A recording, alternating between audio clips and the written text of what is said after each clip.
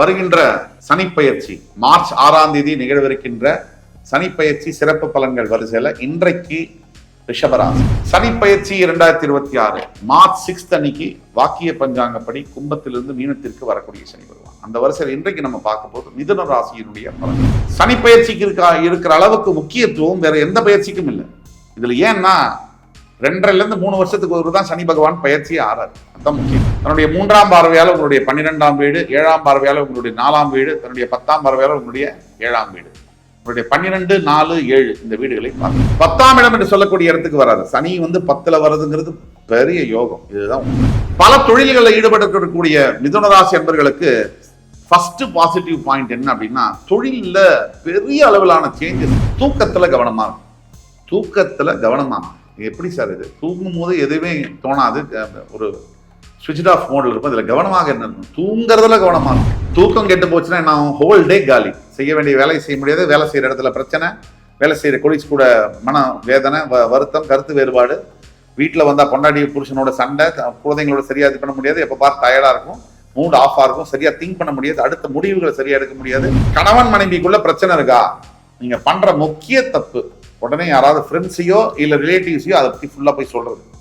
அவங்கள உள்ள கூட்டிட்டு வந்தோடனே நான் இப்ப சொன்ன மாதிரி சாதாரணமா எரியுற தீபம் லிட்டர் கணக்கா எண்ணெய் ஊத்தினா எப்படி எரியும், அந்த மாதிரி நீங்க யார்கிட்டையும் எதுவும் கேட்க வேணாம். தனியா உட்காந்து யோசிங்க, நான் என்ன பண்ணா என் ஒய்ஃப் கிட்ட இந்த பிரச்சனை சால்வ் ஆகும், அதை பத்தி யோசிங்க. நீங்களும் அதே மாதிரி தான் ஹஸ்பண்ட் கிட்ட நான் என்ன சொன்னா எதை எப்படி ஹேண்டில் பண்ணா அந்த பிரச்சனை சால்வ் ஆகும். மற்றவங்க சொல்றதோட நீங்களே பேசி முடிக்கிறதுன்றது பார்ட்னர்ஷிப் ஃபார்ம்ஸ் எல்லாம் நடத்தக்கூடிய மிதுனராசி அன்பர்கள் பயங்கர கவனமா இருக்கணும். பார்ட்னர்ஷிப் எந்த ஒரு பெரிய முடிவுகளையும் உடனே எடுக்கக்கூடாது, 2 தடவை யோசிச்சு எடுக்கணும். எல்லா விஷயங்களும் கைகூடி வரக்கூடிய காலத்துல நீங்க இருக்கீங்க. அடுத்த 2.5 வருஷத்துக்கு அப்புறம் ரொம்ப நல்லா இருக்கும் டைம். வணக்கம். நல்ல நேரம் நிகழ்ச்சியின் சார்பாக அத்துணை சப்ஸ்கிரைபர்களையும் எல்லா அன்பு உள்ளங்களையும் எனது நண்பர்களையும் வருக வருக என வரவேற்பதில் பெருமகிழ்ச்சி கொள்கிறேன். பக்ரதுண்ட மகாகாய சூரியகோடி சமப்பிரபக அவிக்னம் குருமே தேவ சர்வகாரியேஷு சர்வதா. தென்னாட்டுடைய சிவனே போற்றி, என் நாட்டவர்க்கும் இறைவா போற்றி. நண்பர்களே, இந்த புத்தம் புதிய காணொலிக்கு உங்கள் அத்துணை பேரையும் வரவேற்பதில் மிக்க மகிழ்ச்சி கொள்கிறேன். சனிப்பெயர்ச்சி 2026 மார்ச் 6 அன்னைக்கு வாக்கிய பஞ்சாங்கப்படி கும்பத்திலிருந்து மீனத்திற்கு வரக்கூடிய சனி வருவான். அந்த வரிசையில் இன்றைக்கு நம்ம பார்க்க போது மிதுன ராசியினுடைய பலன்கள். பயிற்சிகள்லயே சனிப்பெயர்ச்சிக்கு ஏன் இவ்வளவு அட்ராக்ஷன், மேக்னட்டிசம்? சனிப்பெயர்ச்சிக்கு இருக்கிற அளவுக்கு முக்கியத்துவம் வேற எந்த பயிற்சிக்கும் இல்லை. இதுல ஏன்னா 2 3 வருஷத்துக்கு ஒரு தான் சனி பகவான் பயிற்சி ஆறாரு. அதுதான் முக்கிய காரணம். நம்ம வீட்டுக்கு தினமும் வரவர் ஒருத்தர் இருக்காரு அப்படின்னா அவர் வந்தா கூட இம்பார்ட்டன்ஸ் இருக்காரு. 3 வருஷத்துக்கு ஒரு தடவை ஒருத்தர் வர்றாருன்னா அவர் வரும்போது முன்னாடியே வீட்டு வாசல் எல்லாம் ரெடி பண்ணிடுவோம், வீடெல்லாம் கிளீன் பண்ணி வச்சிருப்போம், ரெட் கார்பெட் போட்டிருப்போம், மாலையெல்லாம் போட்டு வரவழைப்போம், சாப்பாடெல்லாம் பண்ணி வச்சிருவோம். இதுதான் ரீசன், வேற ஒண்ணும் இல்லை. சனியினுடைய தாக்கம் தான் நின்ற ராசி, முன்னாடி இருக்கக்கூடிய ராசி, பின்னாடி இருக்கிற ராசி எல்லாரையும் தாக்கக்கூடியவர், சக்தியுடையவர் சனி பகவான். தற்சமயம் மிதுனத்துக்கு பாக்கியத்தில் இருக்கக்கூடியவர் 10ஆம் இடத்திற்கு வரார். வந்து தன்னுடைய 3ஆம் பார்வையால உங்களுடைய 12ஆம் வீடு, 7ஆம் பார்வையால உங்களுடைய 4ஆம் வீடு, தன்னுடைய 10ஆம் பார்வையால உங்களுடைய 7ஆம் வீடு, உங்களுடைய 12, 4, 7 இந்த வீடுகளை பார்க்கிறார். டெக்னிக்கலி இதை பத்தி நம்ம பேசுவோம். இந்த வீடியோவை பொறுத்த வரைக்கும் சனிப்பெயர்ச்சினால உங்களுக்கு நல்லது நடக்குமா? நடந்தால் 3 பாசிட்டிவான விஷயம் இது. அது மாதிரி எதுல கவனமாக இருக்கணும், அது ஒரு 3 பாயிண்ட். என்ன செய்யணும், அதுக்கு பிறகு பரிகாரம். இப்படிதான் இந்த வீடியோவை தொகுத்து வழங்கப்படும். சனிப்பெயர்ச்சி 2.5 வருஷத்துக்கு ஒரு தடவை வருது. வாக்கிய பஞ்சாங்கப்படி கும்பத்திலிருந்து மீனத்துக்கு வருது. தற்சமயம் பாக்கியஸ்தானத்தில் இருந்து வந்த சனி பகவான் 10ஆம் இடம் என்று சொல்லக்கூடிய இடத்துக்கு வராது. சனி 10ல வர்றதுங்கிறது பெரிய யோகம். இதுதான் உண்மை. 9ஆம் அதிபதி 10க்கு வர.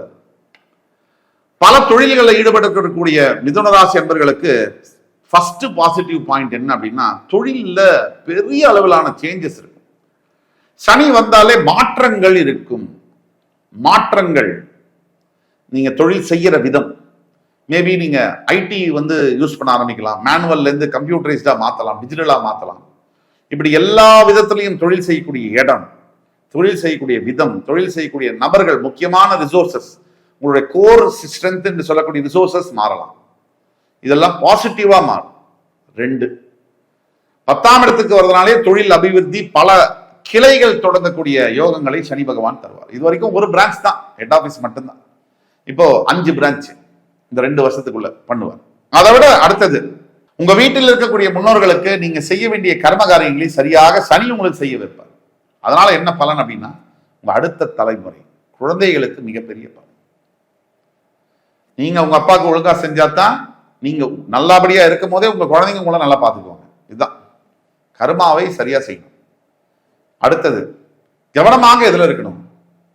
சனி பகவானை பொறுத்த வரைக்கும் கவனமாக இருக்க வேண்டிய காரணம், 3ஆம் பார்வையால் உங்களை விரயஸ்தானத்தை பார்க்கறதுனால தூக்கத்துல கவனமா இருக்கும். தூக்கத்துல கவனமா எப்படி சார் இது, தூங்கும் போது எதுவுமே தோணாது, ஒரு ஸ்விட்ச் ஆஃப் மோட்ல இருக்கும். இதுல கவனமாக என்ன இருக்கும், தூங்குறதுல கவனமா இருக்கும். சரியான நேரத்துக்கு இன்னைக்கு யாரும் தூங்குறது இல்லை. ஒரு 30 வருஷத்துக்கு முன்னாடி 8 மணிக்கு எல்லாம் தூங்க போயிடுவாங்க. சரியான நேரத்துக்கு தூங்காத மனிதனுடைய நாள் எப்படி இருக்கும்னு நம்ம பார்த்தோம்னா, குயிக்கா ஒருவர் வந்து நைட்டு 12 மணி 2 மணி 1 மணி வரைக்கும் முடிச்சிருக்காருன்னா மறுநாள் எழுந்துக்கும் போது அசதியா எழுந்துக்குவார். இது இயல்பு. அவர் யாரை பார்த்தாலும் அவருக்கு வெறுப்பாவே இருக்கும். நம்மளே தூங்கல, லேட் நைட் தூங்குறோம், லேட் மார்னிங் எழுந்துக்கிறோம், நமக்கு யாரை பார்த்தாலுமே வெறுப்பா இருக்கும், கோபமா பேசுவோம், சாதாரண விஷயத்துக்கு பயங்கரமா இரிட்டேட் ஆகும். அது உறவுகளை ஸ்பாயில் பண்ணுதா? 2, நம்ம வேலைகளை சுறுசுறுப்பா எஃபெக்டிவா செய்ய முடியுதா? அப்படியே களைப்பா டயர்டா இருக்கும். ஒரு நேரம் கிட்ட தூங்குறதுடைய விளைவு நம்ம உடம்புலயும் ஹெல்த்ல அடி வாங்கியிருக்கும். எல்லாரும் நினைப்பாங்க, நான் வந்து 8 மணி நேரம் தான் தூங்கணும். அது எப்ப தூங்கினேன், காலைல கூட 8 மணி நேரம் தூங்குறேன், மத்தியானம் கூட தூங்குறேன். அதல்ல, கரெக்டா ராத்திரி 9 மணிலேருந்து காலையில 6 மணி வரைக்கும் நீங்க தூங்கக்கூடிய தூக்கம் தான் கரெக்டான ஸ்லீப்பிங் சைக்கிள். இதை விட்டுட்டு வேற நேரத்தில் தூங்குறது உடம்பு வந்து அதோடைய அனாட்டமி, அதோடைய போக்கு வந்து உங்களுடைய வார்த்தைக்கெல்லாம் கட்டுப்பட்டதல்ல. நீங்க சொல்ற மாதிரி உங்க கணவன் கேட்கலாம், நீங்க சொல்ற மாதிரி மனைவி கேட்கலாம், உடம்பெல்லாம் அப்படி கேட்காது. அது சொல்ற மாதிரி தான் நம்ம கேட்கணும். இதெல்லாம் பண்ணணும். தூக்கம் கெட்டு போச்சுன்னா என்ன, ஹோல் டே காலி, செய்ய வேண்டிய வேலையை செய்ய முடியாது, வேலை செய்யற இடத்துல பிரச்சனை, வேலை செய்யற கொலீஸ் கூட மன வேதனை, வருத்தம், கருத்து வேறுபாடு, வீட்டில் வந்தா பொண்டாடி புருஷனோட சண்டை, குழந்தைங்களோட சரியா இது பண்ண முடியாது, எப்ப பார் டயர்டா இருக்கும், மூட் ஆஃபா இருக்கும், சரியா திங்க் பண்ண முடியாது, அடுத்த முடிவுகளை சரியா எடுக்க முடியாது. இப்படி மாறி மாறி எல்லாத்தையும் ஸ்பாயில் பண்ண. அப்ப தூக்கம் என்பது சனி பகவான் 12ஆம் வீட்டை பார்க்கும் போது ரொம்ப ஜாக்கிரதையா இருக்கணும். அதே மாதிரி அடுத்து கவனமாக இருக்க வேண்டிய விஷயம் எதுன்னா, சனியுடைய 7ஆம் பார்வை என்பது உங்களுடைய சுகஸ்தானத்து மேல விழுது. அம்மாவுடைய ஹெல்த் மேல கவனமா இருக்கணும், உங்க ஹெல்த் மேல கவனமா இருக்கணும். எதை சாப்பிட்றோம், எப்ப சாப்பிட்றோம், ரொம்ப முக்கியம். அடுத்தது சனி பகவானுடைய 10ஆம் பார்வை என்பது உங்களுடைய 7ஆம் வீடு மேல விழுது. இதுல என்ன விசேஷம்னா, ஆல்ரெடி கொழுந்து விட்டு எரியிற ஒரு தீபத்துல எண்ணெயை தூக்கி லிட்டர் கணக்கா ஊத்துனா அது இந்த தீபம் இன்னும் வேகமா எரியும். இதுதான் குடும்பத்துல உங்களோட கணவன் மனைவிக்குள்ள பிரச்சனை இருக்கா, நீங்க பண்ற முக்கிய தப்பு, உடனே யாராவது ஃப்ரெண்ட்ஸையோ இல்ல ரிலேட்டிவ்ஸையோ அதை பத்தி ஃபுல்லா போய் சொல்றது. அவங்கள உள்ள கூட்டிட்டு வந்தோடனே, நான் இப்ப சொன்ன மாதிரி சாதாரணமா எரியிற தீபம் லிட்டர் கணக்கா எண்ணெய் ஊத்தினா எப்படி எரியுமோ அந்த மாதிரி எரியும். இதான் பிரச்சனை. அப்ப மிதுனராசிக்காரர்கள் மார்ச் 6ஆம் தேதிக்கு பிறகு என் ஒய்ஃப் கிட்ட எனக்கு பிரச்சனை இருக்கு, நான் என் ஃப்ரெண்ட்ஸை கேட்கிறேன், என் அம்மா கிட்ட போய் கேட்கிறேன், சிஸ்டர் கிட்ட அட்வைஸ் கேட்கிறேன், பிரதர் கிட்ட கேட்கிறேன், வெல்விஷர் ஆபீஸ்ல இருக்கார் கொலி கிட்ட கேட்கிறேன். கேட்கறத விட உங்க சாப்டர் முடிஞ்சிடும். நீங்க யார்கிட்டையும் எதுவும் கேட்க வேணாம், தனியா உட்காந்து யோசிங்க, நான் என்ன பண்ணா என் ஒய்ஃப் கிட்ட இந்த பிரச்சனை சால்வ் ஆகும், அதை பத்தி யோசிங்க. நீங்களும் அதே மாதிரி தான் ஹஸ்பண்ட் கிட்ட நான் என்ன சொன்னா எதை எப்படி ஹேண்டில் பண்ணா அந்த பிரச்சனை சால்வ் ஆகும். மற்றவங்க வந்து சொல்றதோட நீங்களே பேசி முடிக்கிறதுன்றது நல்லது. அடுத்தது என்ன அப்படின்னு பார்த்தோம்னா, சனியினுடைய 10ஆம் பார்வை உங்களுடைய களத்திரஸ்தானத்து மேல, அதாவது 7ஆம் வீட்டு மேல விழுறதுனால பார்ட்னர்ஷிப் ஃபர்ம்ஸ் எல்லாம் நடத்தக்கூடிய மிதுனராசி நண்பர்கள் பயங்கர கவனமா இருக்கணும். பார்ட்னர்ஸ் கிட்ட யாரையும் அதிகமா நம்புறதோ அதிகமா சந்தேகப்படுறதோ ரெண்டுமே பிரச்சனையை உருவாக்கும்.